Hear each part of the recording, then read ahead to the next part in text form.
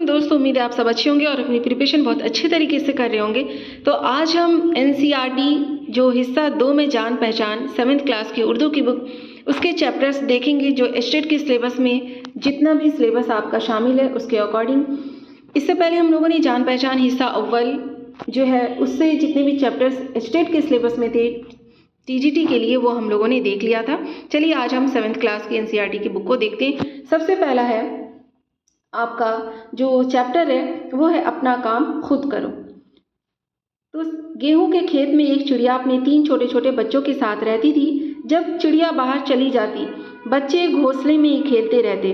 कुछ दिन गुजर गए। अब चिड़िया के बच्चे बड़े हो गए थे लेकिन अभी उड़ नहीं सकते थे। एक दिन चिड़िया दाना लाने बाहर गई हुई थी। बच्चों ने देखा कि किसान और उसका बेटा बातें करते हुए खेत की तरफ आ रहे हैं। देखो देखो कोई आ रहा है, एक बच्चे ने कहा। चुप रहो, वो हमें देख लेंगे, दूसरे ने कहा।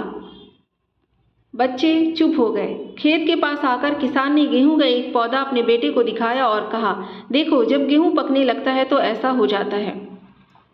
अब 2-3 दिन में ही इसको जो है काट लेना चाहिए। उसे हम अपने पड़ोसियों से कटवा लेंगे। चलो बेटा हम उनसे कह दें।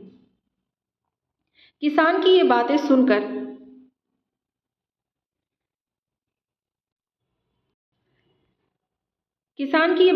चिड़िया के बच्चे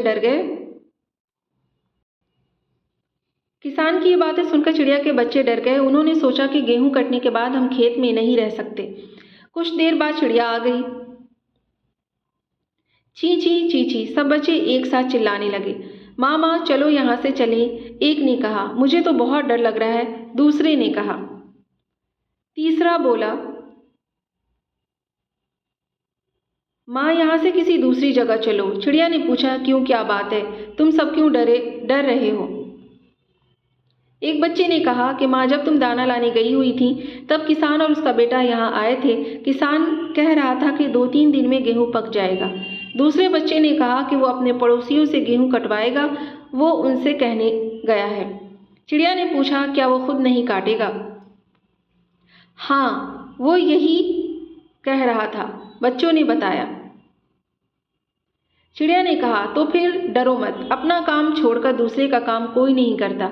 उसके पड़ोसी गेहूं काटने नहीं आएंगे, हम यहीं रहेंगे। 3 दिन गुजर गए, गेहूं काटने कोई नहीं आया। अगले दिन जब चिड़िया बाहर गई हुई थी, किसान और उसका बेटा फिर खेत पर आए। किसान ने कुछ पौधों को हाथ में लेकर कहा, पड़ोसी तो नहीं आए, कल इन्हें काटने के लिए मैं अपने भाइयों से कहूँगा, वो काट देंगे। चलो बेटा हम इनसे कह दें। जब शाम को चिड़िया दाना लेकर आई तो बच्चों ने उसे सारी बात बता दी। चिड़िया ने कहा,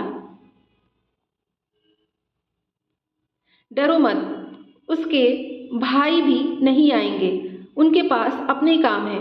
अगले दिन भी गेहूं काटने कोई नहीं आया। शाम को किसान और उसका बेटा खेत पर आए। किसान ने कहा, देखो भाई, देखो भाइयों ने भी हमारा गेहूं नहीं काटा। अपना काम हमें खुद ही करना पड़ेगा वरना गेहूं खराब हो जाएगा। चलो कल हम खुद ही काटेंगे। शाम को शाम को चिड़िया ने जब बच्चों से किसान की ये बात सुनी तो उसने कहा, अब हमें यहाँ से दूसरी जगह चले जाना चाहिए। किसान गेहूं काटने कल जरूर आएगा, अब तो तुम उड़ भी सकते हो। अगले दिन किसान और उसका बेटा खुद ही गेहूं काटने आए। चिड़िया और उसके बच्चे उनके आने से पहले ही खेत से जा चुके थे। यहाँ पर जो है ये क्वेश्चंस दिए हुए हैं कि चिड़िया जब दाना लाने गई थी तो चिड़िया के बच्चों ने क्या देखा। खेत के पास आकर किसान ने अपने बेटे से क्या कहा। चिड़िया के बच्चे किसान की बात सुनकर क्यों डर गए। चिड़िया ने अपने बच्चों को किस तरह समझाया। अगले दिन किसान ने अपने बेटे से क्या कहा। ये सारे ऑब्जेक्टिव टाइप क्वेश्चंस जो है वो आपको जो जान पहचान एनसीईआरटी की 7th क्लास की बुक एमसीक्यूज जो आपको पूरी वीडियो एक मिलेगी, उसमें वो क्वेश्चंस और दूसरे जो इम्पोर्टेंट क्वेश्चंस है वो सब भी वहाँ पर आपको मिल जाएंगे जल्दी। यहाँ आपको खाली जगह जो है ये भरना है। उसके बाद यहाँ पर है ये ग्रामर का है कि इन जुमलों में रहना, डरना, बातें करना, आना, कटवाना और पकना जैसे अल्फाज इस्तेमाल हुए हैं। इनसे किसी न किसी काम के करने या होने का पता चल रहा है। ऐसे लफ्ज़ों को फेल कहते हैं, यानी फेल वो कलमा है जिससे किसी काम का करना या होने का इल्म हो।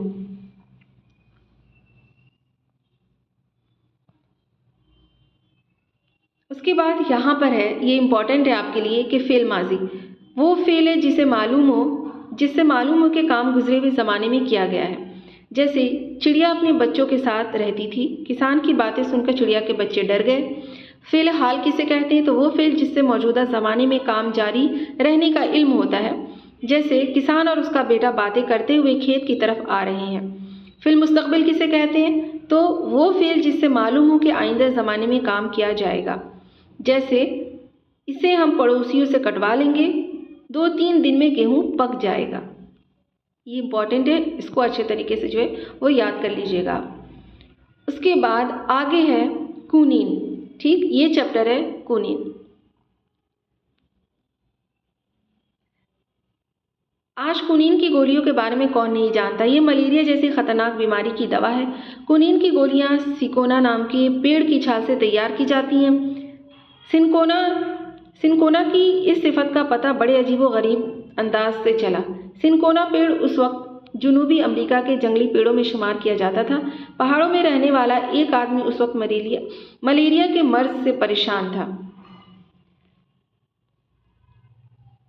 एक शाम उसे प्यास लगी। वो अपनी झोपड़ी से निकलकर गिरता पड़ता पानी पीने के लिए तालाब तक जा पहुंचा।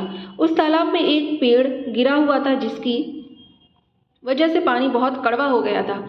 बीमार आदमी ने थोड़ा सा कड़वा पानी पी लिया और वापस लड़खड़ाता हुआ अपनी झोपड़ी में चला गया। अगले दिन सुबह जब वो सोकर उठा तो भला चंगा था। उसने इस बात का जिक्र अपने आसपास रहने वाले लोगों से किया। ये बात सुनकर लोग जो थे वो बहुत हैरान हुए। उसकी ये बात जब दूसरे लोगों ने सुनी तो उन्हें भी बड़ी हैरत हुई। आखिर इस तालाब के पानी में ऐसी कौन सी खास बात थी जिसकी वजह से मलेरिया जैसी खतरनाक बीमारी ठीक हो गई। गौर करने पर मालूम हुआ कि वही पेड़ सिनकोना उस आदमी के ठीक होने की वजह है। इस तरह सिनकोना की छाल मलेरिया की दवा के तौर पर इस्तेमाल की जाने लगी। बाद में ये बात वहाँ के वाइसराय को मालूम हुई। उसी वाइसराय के जरिए सिनकोना स्पेन पहुंचा। यहाँ से सिनकोना यूरोप के दीगर ममालिक में पहुंचा। आज दुनिया भर में सिनकोना की छाल से कुनीन बनाई जाती है। इस तरह मलेरिया की रोकथाम में सिनकोना का बड़ा हाथ है।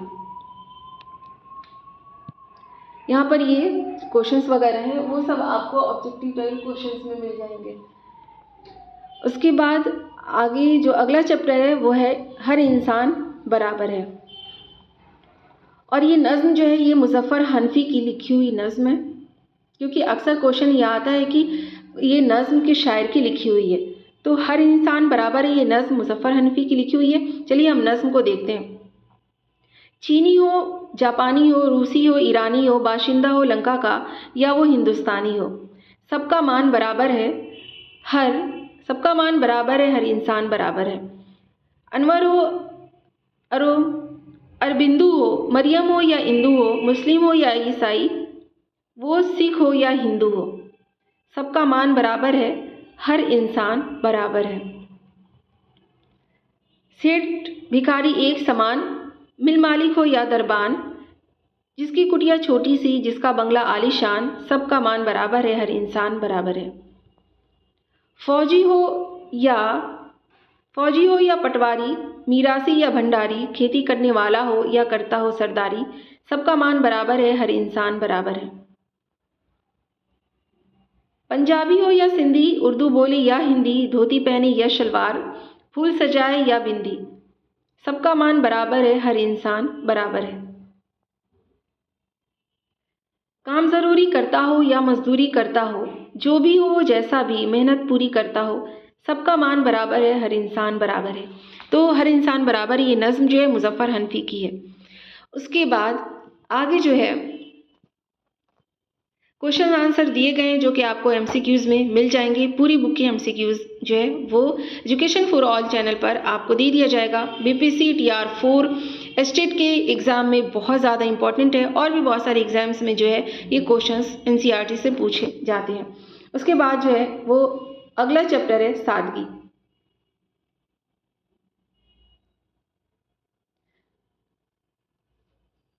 एक गरीब मुसाफिर अपने गांव से चला, शहर में पहुंचा। चलते चलते उसकी नज़र एक मस्जिद पर पड़ी। देखा कि एक शख्स जौ की सूखी रोटी पानी में भिगो भिगो कर खा रहा है। मुसाफिर बहुत देर तक गौर से देखता रहा और सोचता रहा कि किस इत्मीनान, सुकून और खुशी से वो सूखी रोटी भिगो कर खा रहा है। गरीब मुसाफिर ये मंजर देखकर और भी परेशान हुआ कि यहाँ तो हालत और भी खस्ता है। उससे यही कहा गया था कि शहर जाओ, खलीफा की खिदमत में हाजिर हो, अपनी परेशानी और मुसीबत का हाल बयान करो, खुदा ने चाहा तो तुम्हारी सब परेशानी दूर हो जाएगी। बस यही ख्याल दिल में लिए वो चलता रहा, अपनी मुसीबतों से निजात पाने और हासिल होने वाली खुशियों की हसीन ख्वाब देखता रहा। लेकिन जब यहाँ पहुंचा तो ये मंजर देखने को मिला। उसने महसूस किया कि जौ की सूखी रोटी पानी में भिगोकर खाने वाला शख्स भी कुछ कम परेशान हाल नहीं है, लेकिन उसके चेहरे पर सुकून और इत्मीनान है। वो मेरी तरह बेताब और उदास नहीं मालूम होता। बहरहाल मुसाफिर मायूसी के आलम में मस्जिद के एक कोने में बैठ गया। मुसाफिर को मायूस और परेशान हाल देख ये शख्स उठा, मुसाफिर के पास गया और पूछा, मियाँ तुम कौन हो, कहाँ से आए हो और इतने परेशान क्यों नजर आ रहे हो?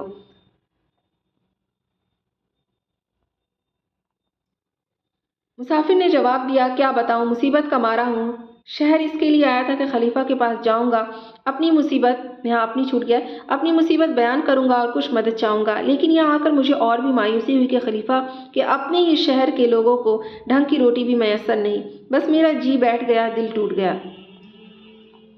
उस शख्स ने मुसाफिर की सारी बिपता यानी कि जो उसका दुख है उसकी कहानी सुनी, फिर खामोशी से उठकर एक घर की तरफ चला गया। ज़रा देर के बाद लौट कर आया तो उसके हाथ में खाने की पोटली थी। उसने मुसाफिर के सामने दस्तरखान बिछा दिया। ये खाना जौ की सूखी रोटी से बहुत बेहतर था। खाना खिलाने के बाद उस शख्स ने मुसाफिर को कुछ रकम भी पेश की। उम्दा खाना खाने और ज़रूरत की रकम पाने के बाद गरीब मुसाफिर खुशी से खिल उठा, मगर उसकी हैरत की इंतहा न रही जब उससे ये मालूम हुआ कि जौ की सूखी रोटी पानी में भिगोकर खाने वाली ये बुजुर्ग कोई और नहीं, उस वक्त के खलीफा हजरत अली रज़ियल्लाहु ताला अन्हु हैं। इसके क्वेश्चन आंसर्स भी आपको MCQs में मिल जाएंगे। यहाँ पर जो है ये खाली जगह है और जुमले में इस्तेमाल करने हैं आपको।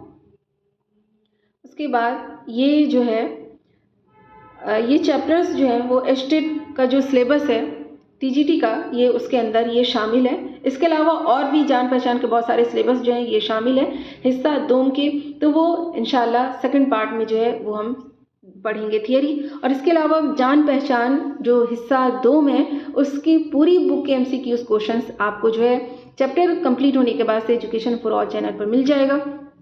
इसके अलावा हिस्सा अव्वल जान पहचान के MCQs क्वेश्चंस और स्टेट के सिलेबस में जो चैप्टर्स हैं उसकी थियरी और MCQs आप देख सकते हैं।